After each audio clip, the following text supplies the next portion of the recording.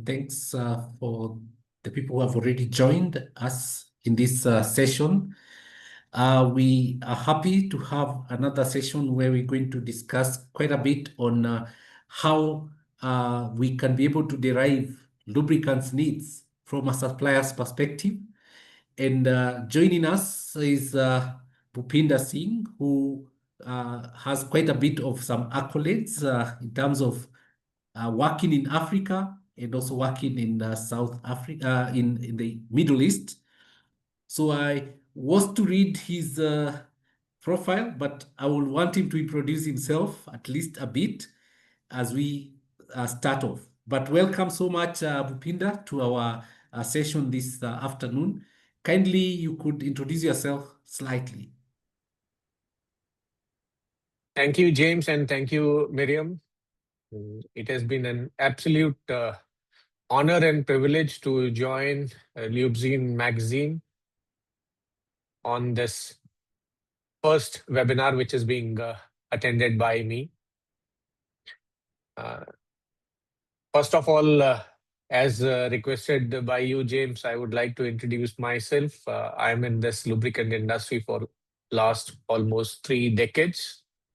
And I've been deeply involved in the lubricants and base oil industry, and currently also with the additive industry, working with the global brands such as Castrol, BP, Bapco, Duckems, and currently I'm working for BlueChem Group, which is a German company. I'm working there as a global director for lubricant business development. My experience spans the entire value chain, from base oil sourcing to formulation to brand development to licensee to distribution network creation and establishing the brand in the market. Coming to Africa, in fact, Africa is quite close to my heart. I even stayed over there from 2009 to 2010. Trying to establish a lubricant business over there. And I've seen first-hand and rapid demand evolution, which is primarily driven by industrialization and expanding vehicle population, and also the infrastructure growth. There are few pockets in Africa, like Nigeria in the west coast, East Africa, Kenya, Tanzania, Uganda, maybe South Africa is one part, and Egypt is also an area which is showing tremendous increase in sophistication, but yet these all countries struggle with product quality, consistency, counterfeiting, and after-sales education.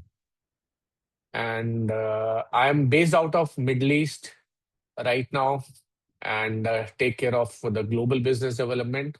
And I have strong networking in Middle East, Africa, CIS countries, Southeast Asia, and now Europe and Latin America.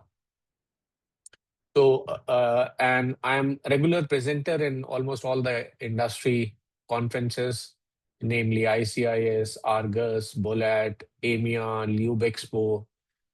And I also have a group on LinkedIn, which is the world's largest group of lubricant, base oil, and additive professional. And it has a strength of, right now, it is close to 36,000 people who are decision makers from our industry. So I think that's all in nutshell about me. Thank you. I think maybe we could start off. I think your background really spans over Africa and the Middle East. And so it will be really nice to get to know, based on your background in the lubricant industry in Africa and Middle East, of course, in different perspective. In Africa, you are a user or an importer. In Middle East, you're basically a supplier. What could you give us a background of these two sectors, basically two different worlds that you've been in as a net importer and also as a supplier?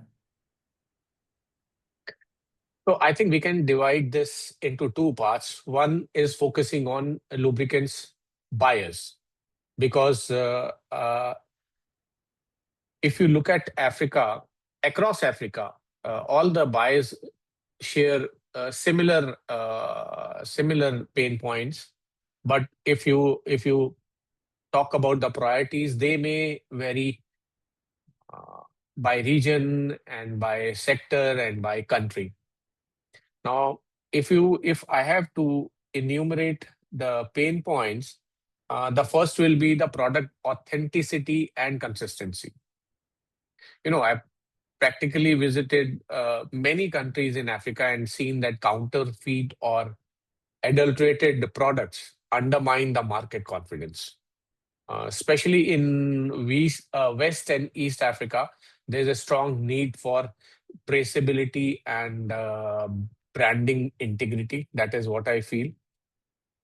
The second thing is technical awareness and training, which is another pain point which I have seen amongst the buyers in African region. If you look at workshop and fleet owners, they often lack access to OEM-based training or knowledge about modern formulations, leading to suboptimal usage. Like, I've been to markets, I've seen people sometimes still using straight 40 oil or a normal 2050 oil in a vehicle which is turbocharged. So technical awareness and training is another pain point, which can be done by educational programs and on-site support by the lubricant blenders. Coming to third is the supply reliability and lead time. This is another pain point in Africa. And many a times currency is not available. Many a times tariffs comes into place. So many markets still depend on majority on the imports from other countries like maybe UAE or India or Europe. So local stock holding and probably license-based blending would improve the responsiveness and competitive from the buyer's angle. Another pain point is pricing versus performance balance. If you look at heavy equipments and mining operators in South Africa, they seek high performance lubricant, but again, they are quite price sensitive. So probably tiered product strategies, good, better, best, can address this pain point. And I think the last, I would focus on the right route to market. So this is very important. I think any buyer should be able to supply the goods to the target audience, and to reach that target audience, they need to have the right route to market. So my suggestion is don't be omnipresent, don't spread too much thin. Select a segment, focus on that segment, and whatever is the need of that segment, you do the activities accordingly. Like if you want to focus on B2B and you want to focus on workshop, so start doing workshop training, workshop seminars, doing a lot of training for mechanics so that they really understand the value and the right use of the product in the machinery. And then for new companies who wants to establish in Africa, my suggestion is that in the right route to market, select your region. You should not be omnipresent in all the countries that we want to open up all the countries together.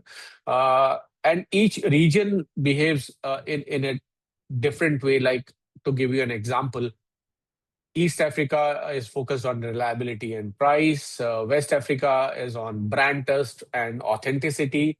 And in South Africa, performance and OEM approvals take priority. I hope I am able to answer your question, James. Yes, and maybe we can flip on the other side as a supplier. What are you really keen to get before you are even able to give a value proposition to somebody who wants products from the Middle East? What really would you really be keen to get? So as somebody who wants to get products from you, what should I bring to you so that you can be able to give me a very good value proposition? See, let's talk in a focused approach. According to me, the right approach for the market is the licensee way. Now, as a licensee, what I look in my customer is, number one is trust and transparency. And since what I feel is there is a trust and transparency gap which is there between licensors and licensee. Maybe licensee are from any African country and licensor is from any maybe UAE or any other country, European country. In fact, our company is also looking for licenses. So trust and transparency is the first thing.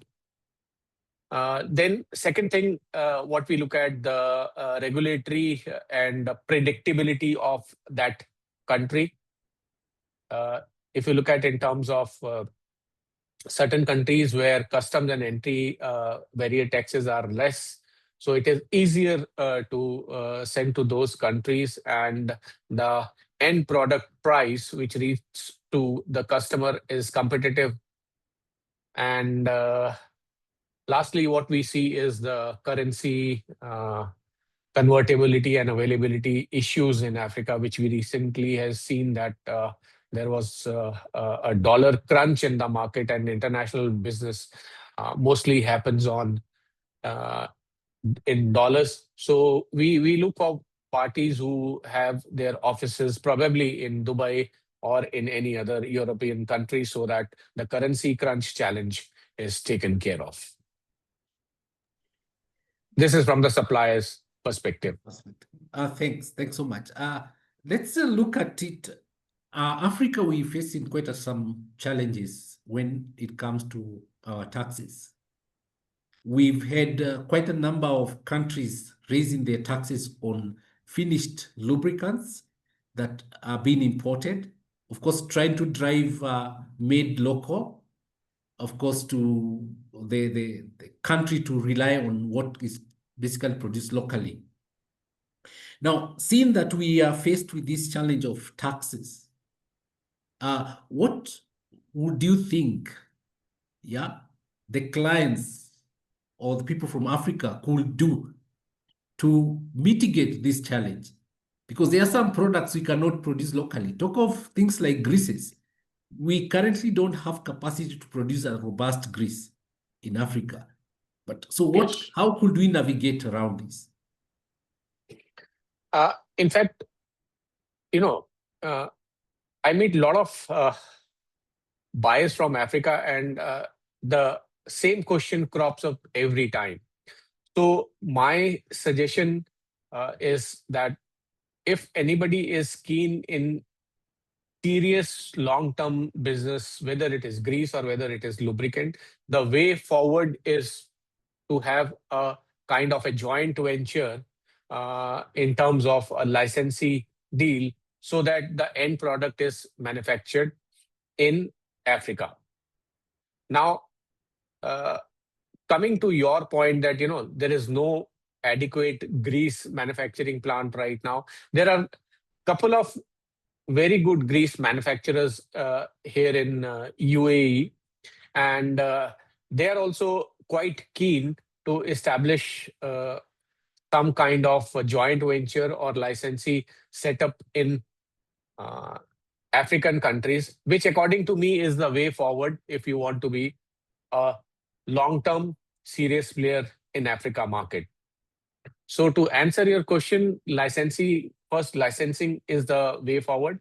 And secondly, about various formulation which are not available or cannot be blended in Africa, the challenges can be overcome by the licensor supplying the adequate kind of base oil, which probably may be group 2 or group 3 or even polyalpha olefins, and also supplying the right kind of additives to their licensee holders in Africa. That's one way. Or the other way is that all these products, which probably may be lower in quantity but higher in value, can be supplied in bulk in IBCs or flexi tanks and can be filled over there locally. So I see two solutions enumerated. One is definitely licensee, and second is to supply these product in bulk and do the local filling of these products, refilling of these products. Let me pick it up from there. Licensee being one of the main ways that we can address this challenge. Yeah. This, I think, is a very nice approach. However, we don't see this happening so much in Africa. And also, especially from the Middle East, we have so many suppliers, but we have very few licensees. Licenses that have been, of course, been operationalized in Africa. So what challenges could be there, and how do you think this could be addressed so that we basically can take that kind of an approach? This is an excellent question, James. The major challenges in licensing deals and how to overcome them is the need of an hour.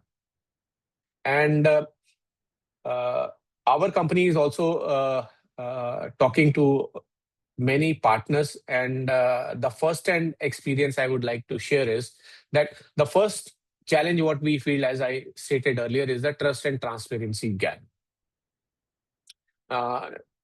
Second thing is, regulatory unpredictability is there and inconsistent enforcement in customs and labeling norms, which we find as challenging. Third is the currency convertibility issue, which we see. As a licensee, I feel I get into a licensee agreement with, let's say, XYZ company in West Africa.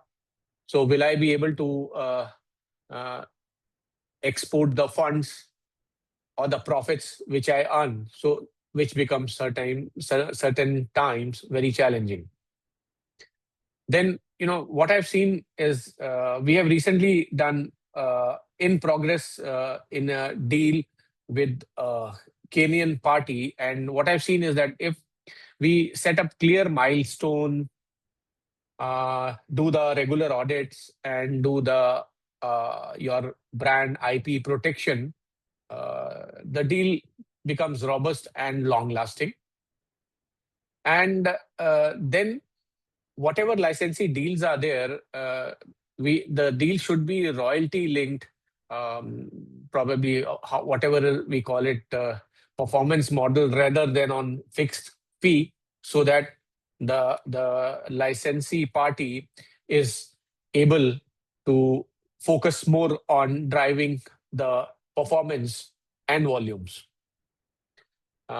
Then challenges is also for the local raw material. As you said, certain group of base oil like group 2 and group 3 are not readily available. So also the additives which are required for latest generation of vehicle like 0W20, 0W30, 040, even now 0W16 grades, 0W20 grades have come into picture. So the need is to ensure the local raw material sourcing and develop the availability of additives and base oil over there. And then probably the last thing is that a licensee and licensor need to create a shared marketing roadmap between both of them, which very much aligns with the goal and very much focused on the target segment. And this is, I think, all from my side. And I think when done right, the international brands can secure strong footholds. Also, UAE origin brands can leverage the UAE's logistical and financial ecosystem at the as the operational backbone for licensee deals in Africa. Thanks for that quite elaborate answer. The aspect of marketing, uh, I think I've heard of many companies, wherever they strike a deal with a supplier from not only Middle East, anywhere, one of the clauses is there'll be some joint marketing programs. But we Yeah. don't see that. I don't know. What could be included in such, and how can we ensure that now you're on the other side? I might be fighting for the people in Africa. Very true. Very true. In fact, James, if you remember, I was working on a small project for African country, which is present in around 9 countries in East Africa, helping them launch a lubricant brand. We tried both things to develop a local brand as well as take a distributorship of a very renowned UAE-based national oil company.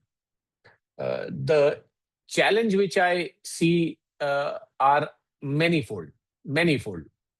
First of all, we need to see that Africa is a very different and a very typical market. Now, starting with formulations. Now, we if I talk from a supplier side, the supplier should focus on robust TBN and oxidation stability. It cannot be, let's say a 15W 40CI4 kind of product, whatever normal TBN and oxidation stability what we see in Middle East environment. We cannot send the same product over there. As you know, the quality of diesel over there in Africa probably is not as good as which is available in this part of world. So focus on formulation.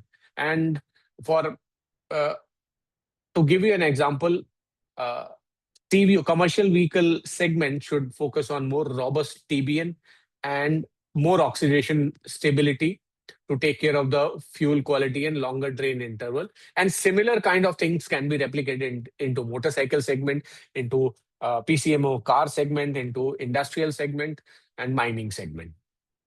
Then coming to the packaging part of it.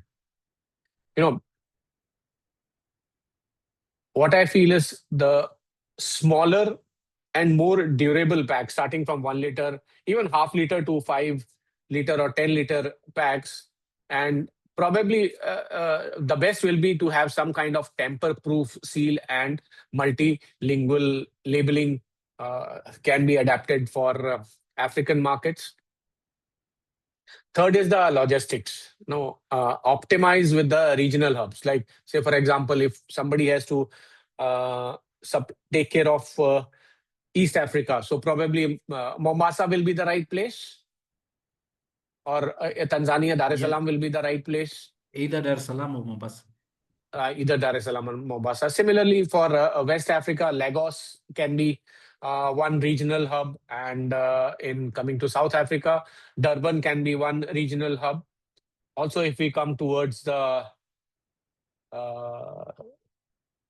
western part of Africa, northern part of Africa, Egypt can also be one supply hub where all the COMESA countries are there. And if you have something out of Egypt, it is duty-free in almost 19 to 20 countries. Am I right, James? Yeah, close to 15, 14 there. Absolutely. And then the brands need to focus on, value proposition. We should not focus on price, but also focus on education driven selling, linkage product performance with cost saving, not just technical superiority. You need to tell, like for an example, a transporter would be interested in price, but if you go to a transporter and show him that instead of price, this is going to be your entire cost benefit if you shift from X brand to Y brand, in terms of longer drain interval, in terms of lower downtime, in terms of engine longevity. So the entire cost benefit analysis, if you educate your customer, probably that will be the right value selling for the brands, which, James, I've seen, not most, few guys are doing, but most of the guys are not doing this. And uh, most of the suppliers are focusing on price selling. So I think which is not the right strategy. Then my suggestion is, choose the right go to the market. Select the focus market, strategize how to penetrate the market adequately, give the right collaterals and the right market support. What you're saying, right? Market support probably would be that when I was in Castrol, I'll give you an example of Castrol. There used to be a field marketing representative whose job was not to sell the product, whose job was to go into the market, go into the big transport hubs, go with a van, uh, give the mechanics some collaterals and show them videos that how this product works and what is the right kind of product for what uh, equipment, so that they also feel that you are connected to them and there is somebody who is willing to invest into them. And in Castrol, when I was in Castrol, we started one program which was Castrol certified mechanics. So there used to be one bus which used to have a video. All the mechanics were taken over there. There was an instructor over there. He used to every time take a different engine, used to tell them this is how the new engine is there and which is the right oil for that and why it is the right oil for that and what is the actual benefit for the mechanics. So when mechanics are aware of all these things, they also feel their ego is taken care. They also feel cared. And then in the end, you give them a certificate that this is a Castrol certified mechanic, and they proudly display it inside their garage. So these kind of activities will go a long way in establishing a brand in the market. So similar kind of things the lubricant companies can do to establish their brands in the ground. So now that's sorry. That's And really nice. Yes, go on. In fact, what I've seen is success in Africa will come from local empathy combined with the global quality. Blending strong branding, technical reliability, and relationship based distribution. Okay. Great. Thanks so much. I think we get a small pause. I want to take us on a small question, on a poll question for everyone that is engaged here, that we can just respond as Bhupinder also takes some rest a bit. So I'll launch just one question that's quite simple and it's coming in there. So he's just asking which kind of issues you would like the suppliers in UAE and other places to address. Is it technical training? Is it to enable you do product traceability, supply reliability, or locally blend in Africa, also provide license to African companies to manufacture their brands? So let's take a few seconds and then we can, then Upina will be able to just take us through those results and guide us in terms of those kind of, why have we gotten this kind of responses? Very Maybe true. you can give a general comment. How do you think this is really what you expect as a supplier on the other side? No, this is absolutely correct. See, first of all, the supplier reliability is the most important thing, because if the supplier is reliable, if the brand is reliable, the product integrity is consistent, then only that brand can be a successful in Africa. I fully agree. So once that supplier reliability is there, then that company can go for a licensee African company, uh, which also has to show the transparency and trustable organization. Very true. And once this thing happens, then we can locally, once license is given, definitely I think point number 4 and 5 are similar, because locally blend and licensee for me probably will be same. And once local blending is established through licensee, uh, focus on technical training, and then the product which you are supplying into the market should have something like tamper proof things, where the counterfeiting can be stopped, which is a menace in many part of Africa. And I think our participants are very correct in their approach. Bhupinder, I think I want to give you a small opportunity. We see Yeah. new branded BlueChem. Oh, yes. Maybe you can tell us more about BlueChem. And there's something you've talked about licensing, that you are Yeah. also coming up with such an arrangement. You could give us, not mentioning exactly who you are dealing with, but what kind of approach are you taking? And maybe our listeners and people who are participating here could also borrow a leaf. Great. So, BlueChem Group is a 35 years old German organization, owned by a German individual by the name of Mr. Werner Urban. Mr. Werner Urban is a highly respectable guy in automotive domain in Germany. They started with manufacturing automotive maintenance and sprays like injector cleaners, engine flush, uh, fuel system cleaners, and other products which are used in workshop, as well as the enthusiast category, which is DIY category. And the company became so famous that currently it is having a representation in almost more than 120 countries worldwide. And the products are marketed in 6 brands, namely Protec, Autoprofi, BlueChem, Marvelous. There is Tools and Garages. And these are the products which are focused on individual segment. And recently, the company has extended the product range into lubricants and also base oil and additive trading. Now, coming to the licensee part, we very strongly believe that first we believe and then disbelieve. So when you are getting into a licensee partnership with someone, the trust factor is very important. And we are willing to give the licensee because we are very serious and we want to be a long-term player in any country where we represent. So we have already had licensing agreement in 2 countries, from where we are getting excellent results.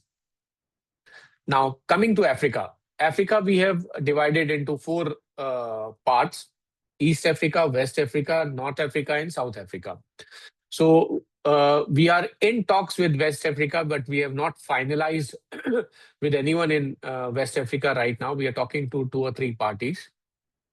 Then our focus will be on North Africa, in Egypt. There also we are talking to 2, 3 parties. Then we are very keen in East Africa, which is quite close to my heart. And I've lived over there for a year, and it has got a tremendous potential. And there also we are talking to 2 parties right now, which is very close to the closing stage. And I'll be shortly visiting Kenya to conclude the East African deal. And then we are also talking to a couple of parties in South Africa. But what I want to share through this webinar is that we are still open in North, West, and South Africa, part of the world, to have right kind of individuals who want to enter into licensing partnership. And the prerequisite for licensing partners for our lubricant business is that number one, they need to have a blending plant, or if they have an access to a blending plant, that's also fine with us. They need to have a strong distribution as well as financial strength, and rest is taken care by us. How to strategize the right route to market, how to manufacture the right product, how to maintain quality. We always help them in these issues. And also, we give all the licensee holders right to our global marketing assets. We spend close to $2 million every year in sponsoring the car rallies, motorcycle rallies, and races which happen across the world. And in fact, the teams which we sponsor are currently the German Rally Championship since last 3 years. And we also support very niche brands like Lamborghini and Porsches in their many rallies and races. Wow, thanks. Thanks so much. I want to invite Miriam before we go to the last question. Miriam can basically just discuss about the Q&A section so that the people can start sending their questions. Miriam, over to you. Thank you, James and Bhupinder, for that session. To our audience, if you have any question for Bhupinder, feel free to include them in the Q&A section. After this, we are going to handle those. So feel free to put your questions down there. Back to you, James and Bhupinder. Okay, thanks. Thank you, Thanks, Miriam. So Bhupinder, now from a supplier's point of view, because now today I'm not talking to you as somebody in Africa. When launching in Africa, what kind of adaptation is needed? Like looking at the formulation, packaging, logistics, value proposition that perhaps will differ from other more mature markets. Definitely. In fact, I always say is launching in Africa requires a pragmatic kind of adaptation. Not just a transfer of products from mature markets to Africa. We need to tailor-made the products for African markets. If you look at, I already stated that if you are launching in a product in commercial vehicle segment, probably you need to look at a higher TBN and more oxidation stable product. The most common product for CVO right now in the market is TI4 and CJ4. So we need to look at the higher TBN and oxidation stability CVO products, so that the menace of higher sulfur fuel and mixing of diesel fuel and ambient condition which have a lot of dirt and dust can be taken care of. And I very strongly recommend to the people, Africa region is not for faint-hearted, that you select one product which is there in the international market and send it across to Africa and it will be successful. It does not guarantee success over there. So you need to think global and formulate as per the local environment. So that's from the formulation point. And coming to packaging, the company should focus more on smaller and durable, because logistics, if you look at a product which goes from Mombasa to anywhere inside Nigeria, I don't know if you are supplying to East African part, maybe to DRC or Congo. So imagine the harshness of the route which the packaging has to undergo. So you need to take care of the durability and a smaller packing size so that it is easier for end user to buy. And logistics, I already dwelled on it, that you need to have regional hubs so that the product uh, is available to your end consumer without any shortage. And focus on education-driven selling, develop special training courses in local languages so that the education about the latest technologies and newer lubricants and their advantage can be imparted. I'll quote a recent visit to one African market, and we were planning to launch our 0W20 product for turbocharged Korean vehicles. We went to a garage, and there was an old, very highly reputed garage. An old mechanic was there, and we showed the product. He said, "This will fail." He put his finger, he dipped his finger inside that can, and then he did something. Then he smelled, and then he put that product on the tongue, and then finally the lab test was complete, and he told us that this product, it will be difficult for the engines. So it is hard to explain to him that it is not the thinness of oil which matters.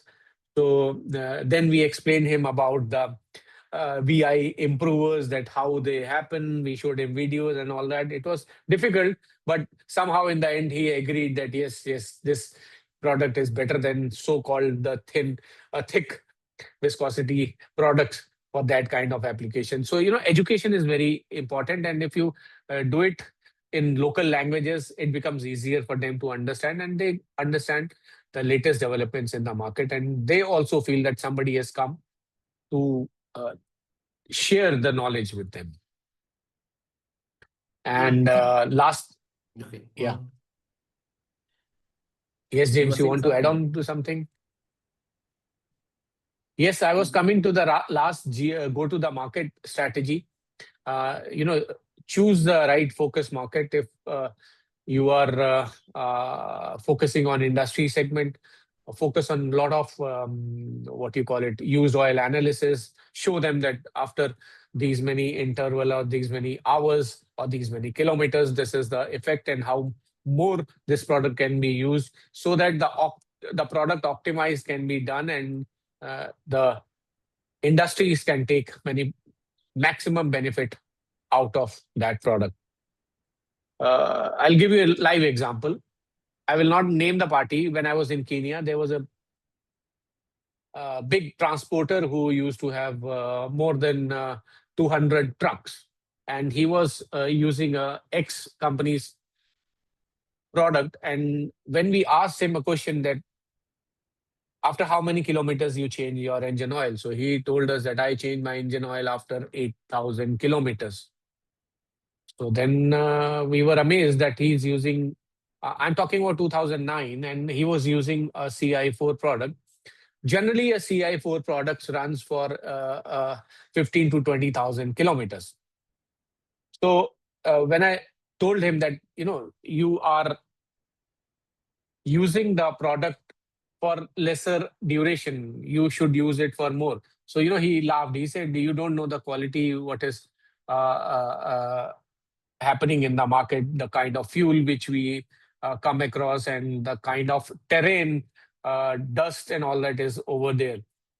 And then we suggested, then why don't you give us 4 or 5 trucks so that we regularly do the used oil analysis and give you the test result that after how much kilometers you can change that.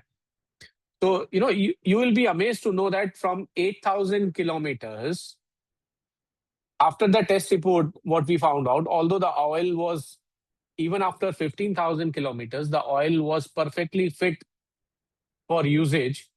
So he slowly and slowly shifted from 8,000 to 10,000 kilometers, and then 10,000 to 12,000. And after 12,000, he finally settled at 14,000, not 15,000. So he was able, from 8 to 14,000, he was able to increase the drain interval period. So imagine on 200 trucks, increasing the drain interval from 8,000 kilometer to 14,000 kilometer, how much is the annual saving, which runs into hundreds of thousands of dollars.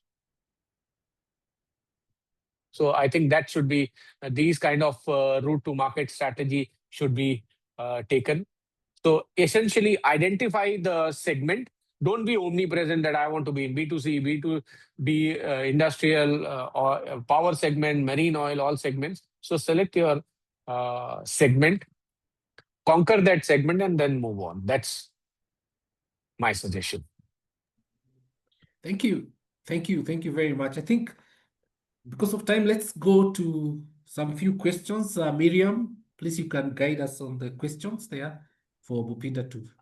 Thank you, James and Bhupinder. We have 2 questions and also a comment. I'll start with the comment from a gentleman called Ahmed. He says you're doing great and he loves the way you're handling the presentations. And he says he's a very old friend from Canada. Probably Mazhar Ahmed. He's a excellent human being. And I think he has been with Caltex for long and now currently doing the consultancy work in Mazhar. Mazhar, big hello from me to you. And we are quite keen in Canada market, Mazhar. I remember when I was in Duckham's, we were talking, but unfortunately, I referred this to few the owners of that company, but somehow they did not take the matter further. But we are keen in Canada. Stay tight. We are reaching Canada soon. Now to the 2 questions we have. One is, which markets do you consider major in Africa from a value perspective and a volume perspective? Excellent question. See, first let's take the value perspective. So the value perspective is South Africa leads in value perspective because a lot of mining industry is there and a lot of new vehicle park being over there. OEM recommendation plays laws matters a lot. Price sensitive market is West Africa, and to some extent North Africa is also a price sensitive market. I hope I answered the question. Yes, I think you did. I don't know if you've touched on the volume aspect because the first bit was on value. Yeah. So if you look at from volume structure, West Africa takes the lead. Looking at the population of West Africa, the West Africa lubricant markets lead in volume perspective. Thank you for that. The other one is on what is the scope for industrial lubricants market in Africa, comparing the South, the North, the East, and the West, and maybe more specifically, which markets are open to products from India? Excellent question. So if you look at, we did a strong study long ago about the industrialization which is happening in African countries. If you give me some time, let me dig out that one if I remember. In that study, we focused that, what are the countries which are focusing on industrial segment and what kind of industrial segments are more over there. So if you look at that, I'm looking at that thing, South Africa leads in terms of the most industrialized nation in Africa. Now, for lubricant business perspective, the presence of heavy industrial users, automotive plants, and refinery and base oil is also available over there. South Africa is the #1 market for industrial if somebody wants to enter into South Africa. Then it is followed by Egypt, because a lot of industrial activities happening in Egypt. Their infrastructure is also good, and proximity to Europe also is there. There are lot industries which are coming up, like power generation, cement plants, even some mining is also happening over there. So that's another thing, but you need to look at the challenges in regulatory environment and competition from imports and entry barriers in terms of taxes. Another region which is coming up is Morocco. Morocco is one of the more advanced industrialized countries in North Africa, where automotive manufacturing and export-oriented manufacturing is doing good and growing at quite good level. So that is one country that you can focus on. Even Tunisia and small country Mauritius, they also are trying, but Tunisia is also one country which you can look at. They may be smaller in scale, but the industrial requirement will be more. So that is about the countries which you can focus on if you want to do the business in industrial segment. Also, if you want to focus on general industrial, like hydraulic oils and compressor, West Africa, Nigeria, and Ghana is also promising markets from industrial point of view. Thank you for that, Bhupinder. Another question is on logistical challenges. Are there some of logistical challenges in reaching some of the markets in the different regions you have mentioned? Africa, each country has got logistics challenges. So you need to be specific that you're asking about what country in particular. Most of the countries in which are in the central part of Africa, they are landlocked. So their challenges are different. The countries who are landlocked, their logistics challenges are much, much more. The product come to one country, you bring the product down, get the special clearance from customs, then it moves to another country, then probably second or third country, and it finally reaches the destination. And the route and the roads conditions are also challenging over there. So you need to be specific, which country in specific you are asking or which region you are asking. Thank you for that. I think for anyone who might want to ask Bhupinder more follow-up questions, we can put your work email, Bhupinder, on the chats. And then we're just going to take the last question in the interest of time. This question is on long drain commercial vehicle oils in Africa. Apart from South Africa and Morocco, I'm thinking the question is what other markets are coming up? In fact, Egypt is coming up very well, because I was recently in Egypt 2 months ago, and what I heard that there is a plan to link Egypt with South Africa via express highway. So Egypt and whatever countries which falls on those highways will be excellent opportunity. Second thing is West Africa, essentially Nigeria and Ghana. These are the 3 countries.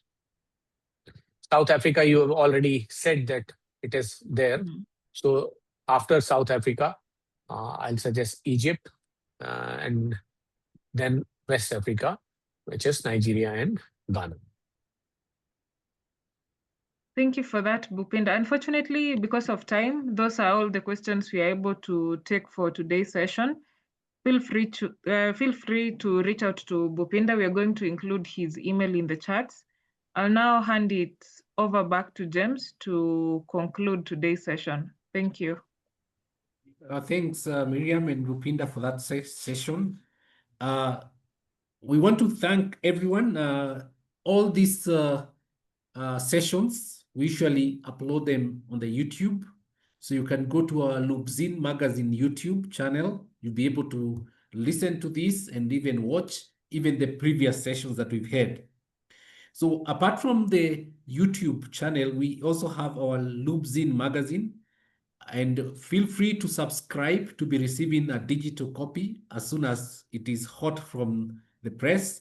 So we invite you. We'll be sharing with you the links to your email addresses because I believe we have them.